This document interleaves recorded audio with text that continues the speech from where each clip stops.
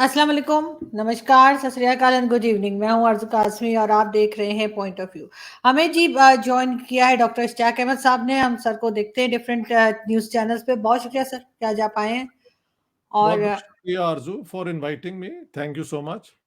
Thank you sir. और आज हम ज़रा बात करेंगे पाकिस्तान की। सर 1947 से जब से पाकिस्तान को क्रिएट किया गया, उसके बाद से हमने यही देखा है कि इकोनॉमी पाकिस्तान की संभल नहीं पाई और अब तो ये हाल हो गया है कि आईएमएफ के बगैर चला ही नहीं जा सकता। तो आपके ख्याल से क्या हुआ, और ये जो पाकिस्तान बनने से लेकर अभी तक इकोनॉमी नहीं संभाली जा सकी, उसमें कौन रिस्पॉन्सिबल है?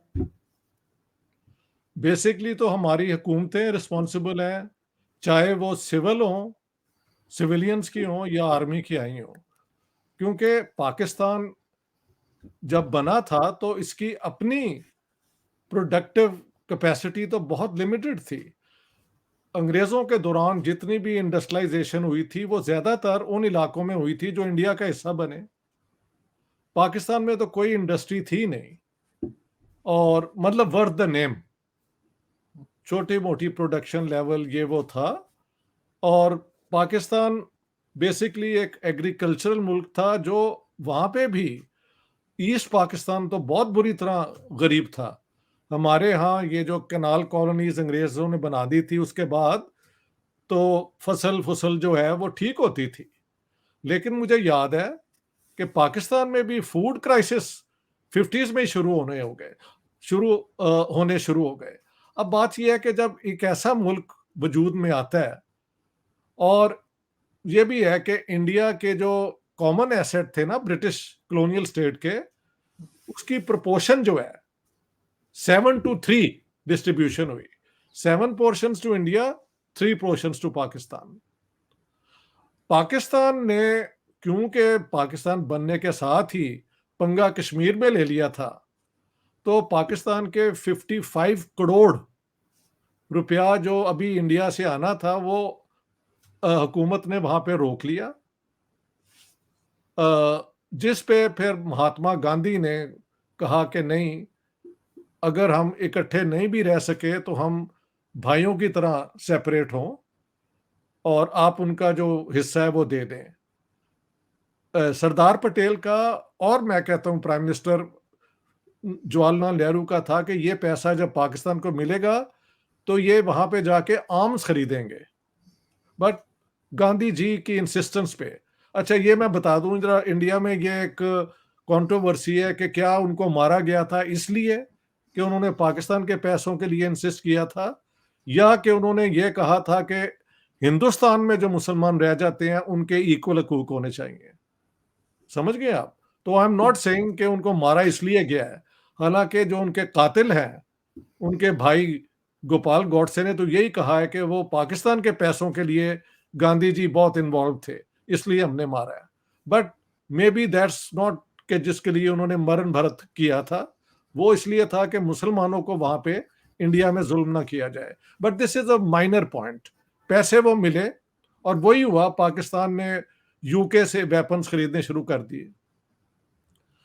तो ठीक है, उसके बाद पाकिस्तान की हुकूमतों ने अपनी तरफ से बड़ी अकल से कन्विंस कर लिया अमेरिकनों को, जो कि वेस्ट की राइजिंग पावर थी, कि देखें आपने अगर सोवियत कम्युनिज्म के स्प्रेड को रोकना है तो इस इलाके में और मिडल ईस्ट में पाकिस्तान से बेहतर आपका वो क्या कहते हैं क्लाइंट स्टेट और कोई नहीं हो सकती। आप हमें तैयार करें। मिडल ईस्ट में हमारे कल्चरल रिलीजियस लिंक्स हैं, पाकिस्तान में हम साउथ एशिया की एंट्री पे बैठे हुए हैं, जियो स्ट्रेटेजिक इंपॉर्टेंस। मैं रोज सुनता हूँ हमारे सो कॉल्ड मिलिट्री एक्सपर्ट्स का, इसी को पीटते जाते हैं all the time, not knowing कि इस स्ट्रेटेजिक एडवांटेज को आपने किस बुरी तरह क्या कहते हैं मिस यूज बल्कि अब्यूज किया है, और आज हम एक मेजर डेट के नीचे आ गए हैं। एनी हाउ, उसमें पाकिस्तान को फिर अमेरिका के जरिए और वर्ल्ड बैंक की, क्योंकि वर्ल्ड बैंक तो वही करता है ना जो अमेरिका बताता है उन्हें, पाकिस्तान को उसकी जो डेवलपमेंट पॉलिसीज थी उसमें बहुत पैसा वर्ल्ड बैंक से मिला। और 60s के अंदर, और ये पाकिस्तान की कंज्यूमर इंडस्ट्री स्टैब्लिश हुई क्योंकि यहाँ पे तो कुछ नहीं था, हिंदुस्तान में तो था। वो इंडस्ट्रियल प्रोडक्शन भी कर रहे थे, बिरलाज एंड टाटाज एंड कुछ सम और, मगर मुसलमान जो थे वो बिग प्रोडक्शन में नहीं थे, वो कमर्शियल एक्टिविटीज में थे, या कानपुर में और कलकत्ता में छोटी छोटी फैक्ट्रियां थी, मिल्स थी, बट नथिंग टू कंपेयर। तो उस पैसे से पाकिस्तान को एक हेड स्टार्ट मिला, ऐसा हेड स्टार्ट मिला कि वर्ल्ड बैंक ने एक अपना एक्सपर्ट भेजा, पापनेक, कि आप पाकिस्तान की डेवलपमेंट प्लान की असेसमेंट करें। तो पापनेक की असेसमेंट ये थी कि पाकिस्तान की फिनोमिनल इंडस्ट्रियल ग्रोथ हो रही है, लेकिन इसकी डिस्ट्रीब्यूशन फेयरली नहीं हो रही, यानी अमीर ज्यादा अमीर हो रहे हैं, लेकिन बाय द वे इंडस्ट्री तो बन रही है, समझ गए आप। लेकिन उस हेड स्टार्ट को, और हिंदुस्तान क्योंकि शुरू से सोशलिस्ट मॉडल से आगे बढ़ने की कोशिश कर रहा था कि हैवी इंडस्ट्री लगाई जाए, जब हैवी इंडस्ट्री लगेगी तो बाकी इंडस्ट्रीज भी लगेंगी। हमने तो हैवी इंडस्ट्री लगाई नहीं ना। सोवियत यूनियन ने हमें ऑफर भी की थी कि हम आपको स्टील मिल लगा देते हैं 49 में, लेकिन आप हम अमेरिका के स्फीयर में जाना चाहते थे तो हमने तो वो लगाई नहीं अंटिल 71, जबकि महल भुट्टो साहब की हुकूमत आई थी, एज लेट एज दैट। तो खैर इंडिया की उस प्लानिंग में तेजी से इकोनॉमिक ग्रोथ नहीं हुई, बल्कि उनकी ग्रोथ 2.7 2.9 के करीब थी, पाकिस्तान की 5.3 थी। तो जो रिपोर्ट लिखी गई, उस रिपोर्ट के बाद आप जरा सुने, 3 जो आज के हैं ना Asian tigers, Taiwan, Singapore, south Korea and I think Malaysia, इन्होंने अपने यहाँ पे एक्सपर्ट भेजे कि भी देखें पाकिस्तान की ये क्या स्कीम है। वो यहाँ से आइडियाज लेके गए और एशियन टाइगर बन गए। हमने पंगा एक और ले लिया 65 वॉर में, और 65 के वॉर के बाद 17 दिन के बाद आज तक मेरे कानों में वो खबर है शकील अहमद की, जो न्यूज कास्टर थे, कि बिकॉज ऑफ द, ये उर्दू में थी कि ये 17 दिन की जंग के बाद जो खर्चा हुकूमत के ऊपर आया है उसमें असेंशियल चीजों का और हर चीज की कीमत बढ़ जाएगी। मैं इकोनॉमिस्ट तो नहीं, लेकिन मेरा सेंस तो है ना। मुझे लगता है कि उस दिन के बाद जो थी ना एक इकोनॉमिक ग्रोथ थ्रू प्रोडक्शन, वो उस तरह नहीं हुई। हमारी टेक्सटाइल इंडस्ट्री बड़ी फ्लरिशिंग थी। इंडिया में लोग हमारे कपड़ा कहते थे यार आ रहे हो तो लेके आओ, और अब वो सारा वहाँ बांग्लादेश में चला गया है। अभी भी कहते हैं टेक्सटाइल इंडस्ट्री हमारी प्रोड्यूस करती है, लेकिन जो इसको हेड स्टार्ट था उसके लिए इन्होंने ना इलेक्ट्रिसिटी पे जोर दिया, पावर वो डेवलप, हाँ, और उसके बाद मिलिटरिज्म, इंडिया के साथ आर्म्स रेस में जो खर्चा हुआ है इंडिया का भी हुआ है, लेकिन इंडिया ने अपनी इकोनॉमी बढ़ाते गए हैं। 91 के बाद वो तो चाइना के बाद सबसे बड़े एशियन इकोनॉमिक ग्रोथ इंजन बन गए थे। तो अभी मैं सुन रहा था कि दे आर 5th और 6th इन द वर्ल्ड, और अगले 1-2 डेकेड्स के बाद they will be economy number 3 in the world. हम तो 10 टाइम्स छोटी इकोनॉमी अब हो गई है हमारी, और डेट जो है वो साथ साथ बढ़ती गई है, क्योंकि जब आप अपनी फाइनेंसेस को ही मैनेज नहीं कर सकते तो स्टेट को चलाने के लिए और डेट को वापस करने के लिए कहीं से तो पैसा लाना पड़ता है। तो हमने वो वर्ल्ड बैंक, IMF, कभी सऊदियों से, कभी चाइना से, Chinese don't give you that aid. ये आप उनकी यारी जितनी भी आप कर लें, वो बाकी काम इन्वेस्टमेंट, ये वो उनका एक अपना मॉडल है, गुड और बैड। तो उसका नेट रिजल्ट ये हुआ है कि अब हम we are in a very bad shape. अब मैं और क्या बताऊं आपको। लेकिन सर साथ साथ ये भी हमेशा से कहा जाता है और कई लोग कहते हैं कि जी मिलिट्री बजट जो है, फौज का जो बजट है, वो भी पाकिस्तान ने हमेशा से बहुत ज्यादा रखा, और उसकी वजह यही बताई गई कि हमें भारत से बड़ा खतरा है। बार बार ये कह के हर बार जो है बजट बढ़ाया गया। एक रीजन ये भी दी जाती है कि ये भी कहा जाता है कि उसकी वजह से पैसे खाए गए, प्लॉट खरीदे गए, बाहर पैसा भेजा गया। क्या, कहाँ तक ये बात सच है? सब सच है। हम्म, यानी अब तो सबने कहना शुरू कर दिया है। हम जरा डर के कहते थे, गैरिजन स्टेट किताब में मैंने ये शो भी किया था, लेकिन एकेडमिकली। लेकिन अब तो आप देख लें, सारे पॉलिटिशियंस पहले वो नवाज शरीफ ने वहां से गालियां दी, बाद में इमरान खान ने तो हद ही कर दी है। तो ये तो वो लोग हैं जो प्राइम मिनिस्टरशिप के लिए कर रहे हैं कोशिश। हमारे जैसे एकेडमिक्स का क्या रोल है वहां पे? ये हमने तो, ये बिल्कुल सच है। एक और बात बता दूं जो शायद समझने के लिए इंपॉर्टेंट है। पाकिस्तान की इकोनॉमी इतनी कमजोर थी कि शुरू के सालों में 45% एनुअल बजट जो था वो डिफेंस में जाता था, क्योंकि हमारी जीरो से शुरू हुई थी ना इकोनॉमी। वो अब कम हो गया है, क्योंकि हमारी उसके बाद इंडस्ट्रियलाइजेशन हुई, एक्सपोर्ट्स हुई, जो भी है। हालांकि हम ज्यादातर मैन्युफैक्चर्ड चीजें नहीं भेजते, हम रॉ मटेरियल भेजते हैं, हड्डियां भेजते हैं, चमड़ा भेजते हैं, हम कारपेट्स जो होते हैं, इस किस्म की चीजों से हमारी इनकम होती है, और फॉरेन रिमिटेंस से हमारा गुजारा होता है, जो कि प्रोडक्शन का हिस्सा तो नहीं है। हाँ जी। तो अब 45 से वो बहुत कम हो गया है, लेकिन अभी भी एक गरीब मुल्क के लिए जो डिफेंस पे खर्च होता है वो बहुत बड़ा एक, वो क्या कहते हैं, लिमिटेड, वो क्या कहते हैं यार, नेशनल स्केर्स रिसोर्सेज पे एक बहुत बड़ा ड्रेन है। यानी खींच लिया जाता है वो।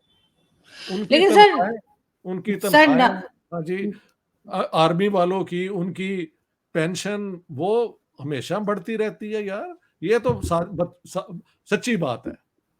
लेकिन सर, नवाज शरीफ या इमरान खान ने ये नहीं कहा कि बजट के ऊपर बात नहीं करते। वो तो हमेशा ये कहते हैं कि जी इनका इंटरफेरेंस है सियासत के अंदर, और इनकी मर्जी से जो है वो गवर्नमेंट्स चेंज होती हैं। ये बात अब सभी को पता है कि कौन लाता है और कौन ले जाता है। तो जी, इन्होंने लेकिन बजट के ऊपर कोई एतराज नहीं उठाया। वैसे इनकी हिम्मत भी नहीं है कि ये वो बोल ना, सके। जी, ना तो हिम्मत है। और इमरान खान के दौर में तो शायद वो और भी इसने जाके हेडक्वार्टर्स में अपने आप को एक्स्ट्रा इंटरेस्ट लेते हुए दिखाया है और उस बजट को बढ़ाया है।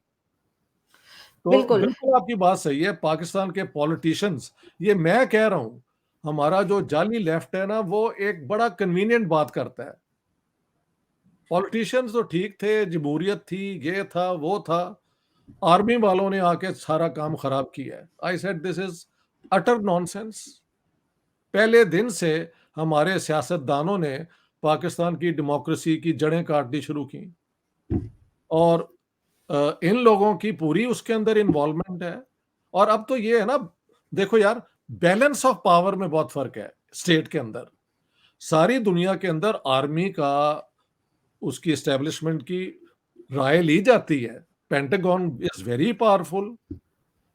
हर मुल्क की फौज जो है उसका बड़ा इन्फ्लुएंस होता है। इंडिया के अंदर भी सियाचन पे और हर इशू पे वो उनकी राय लेते हैं।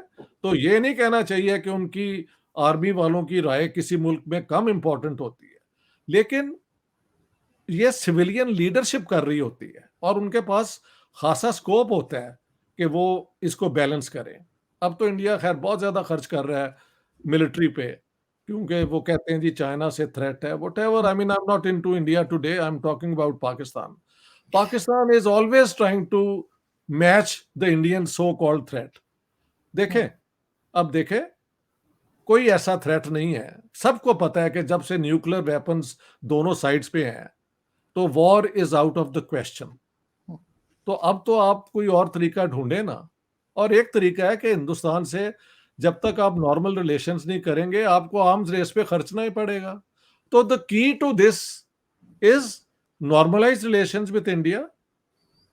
और महल इंडिया को भी सूट करता है कि वो अगर श्योर हो जाए कि in case of war with China Pakistan पंगा नहीं लेगा, तो वो बहुत खुशी से पाकिस्तान के साथ समझौता कर लेंगे। क्योंकि उनके डिफेंस एक्सपर्ट भी तो बताते हैं ना कि दो तरफ से अगर हमला हो तो बड़ा मुश्किल है।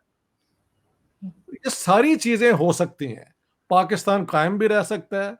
पाकिस्तान डेवलपमेंट की तरफ भी जा सकता है, लेकिन अकल कौन दिलाए इन्हें? अकल के अंधों को अकल कौन दिलाए? ये प्रॉब्लम है।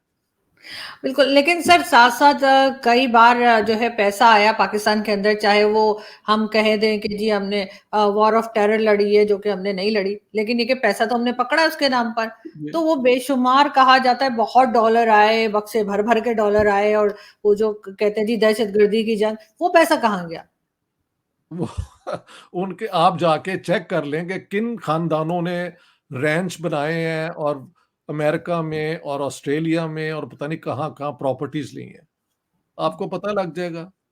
एक कोई जनरल आसिम बाजवा का ज़िक्र तो हम सुन ही सके हैं, उसने कोई फूड चेन कहीं से पैदा कर लिया। This is one case and it Kayani is साहब को भी कहा जाता है, कियानी इशफाक साहब को तो कहते हैं उन्होंने कोई आइलैंड भी खरीद लिया है। हुँ, और कियानी साहब का ओरिजिन तो ये था, ये जेसीओ के बेटे थे। हुँ, यानी इनकी बैकग्राउंड में ये कोई बहुत बड़े जनरल की औलाद नहीं थे। हुँ, आम रेगुलर जिस तरह हमारी middle class, lower middle class होती है, वहाँ से आए हैं और जाते वक़्त वो इतना ले गए हैं कि हद हो गई। ये शरीफ जो है, क्या नाम है उनका? रहील शरीफ, जी। वो भी पता नहीं 95 एकड़ दे दी थी ज़मीन या 995 एकड़। I don't know the figures, but for what? हुँ, what? What did he do? Nothing worthwhile. मैं उन पे कोई तनकीद नहीं कर रहा, बट इतने ज़्यादा एकड़ आप इन लोगों को दे रहे हैं जिनके पास पहले ही इतने पर्क्स हैं, हुँ, और पाकिस्तान का जो किसान है वो पिसा हुआ है। जो मेहनत कश है उसकी कोई बात सुनता नहीं है। गुर्बत, ये और अब ये जो इतना बड़ा फ्लड आ गया है, रोज़ मुझे अपना, मैंने कुछ लिखा भी है, लेकिन इस दफ़ा I am more angry than sad हुँ। कि भई ये है रिकरिंग फ्लड्स।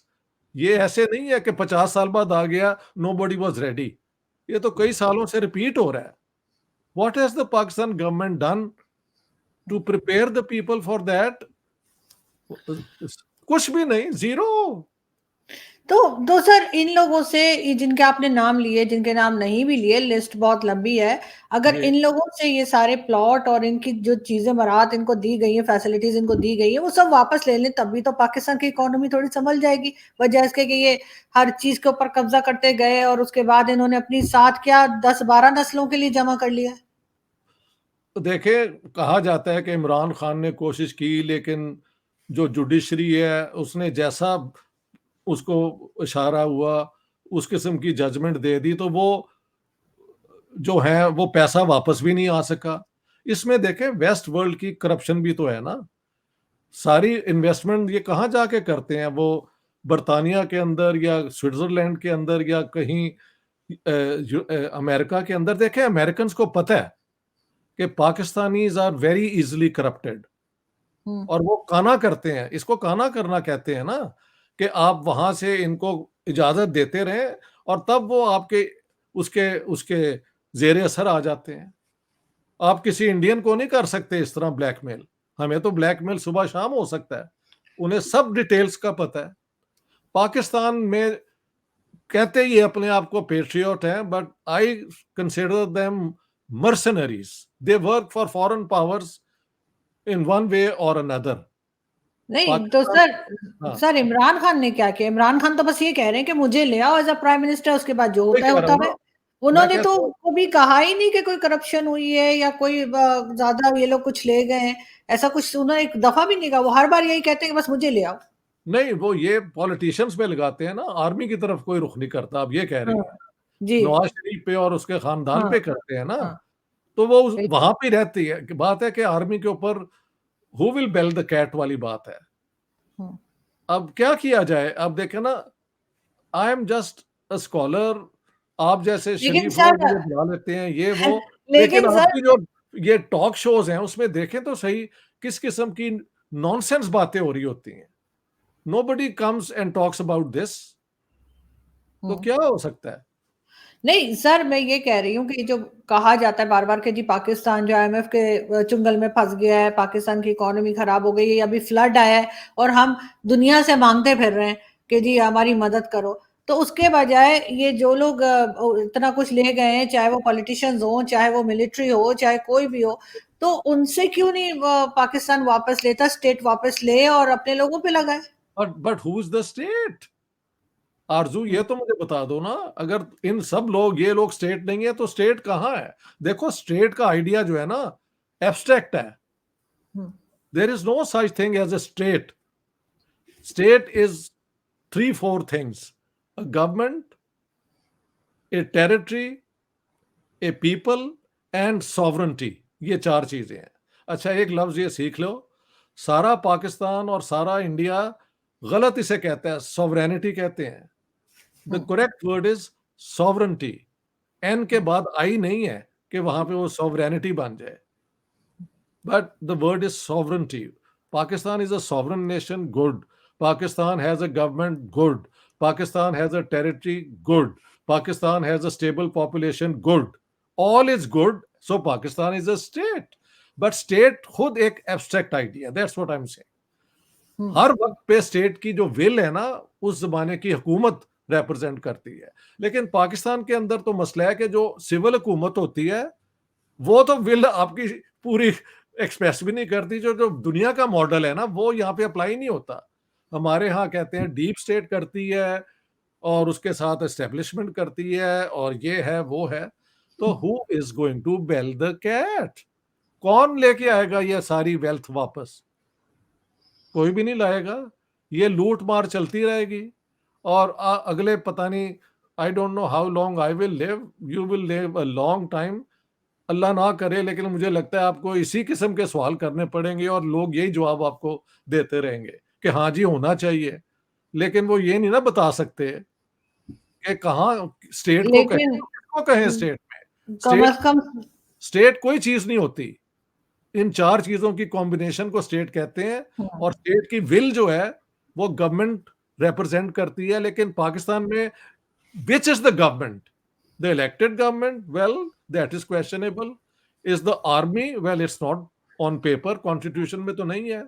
क्या वो आपकी सीक्रेट एजेंसीज हैं? वो भी नहीं है। तो हम किसको जाके कहें कि जी ये वापस लाएं? लेकिन सर एक चीज तो अच्छी है, कम से कम हमारी जनरेशन के लोग जो हैं वो सवाल तो उठाने लगे। पहले तो जी, सवाल भी नहीं करते थे लोग, नहीं थे आपस में करते। अपने आप ही सोच के बैठ जाते थे कि पता नहीं क्या है, मैंने बेशक, तो नहीं देखा। बेशक, बेशक।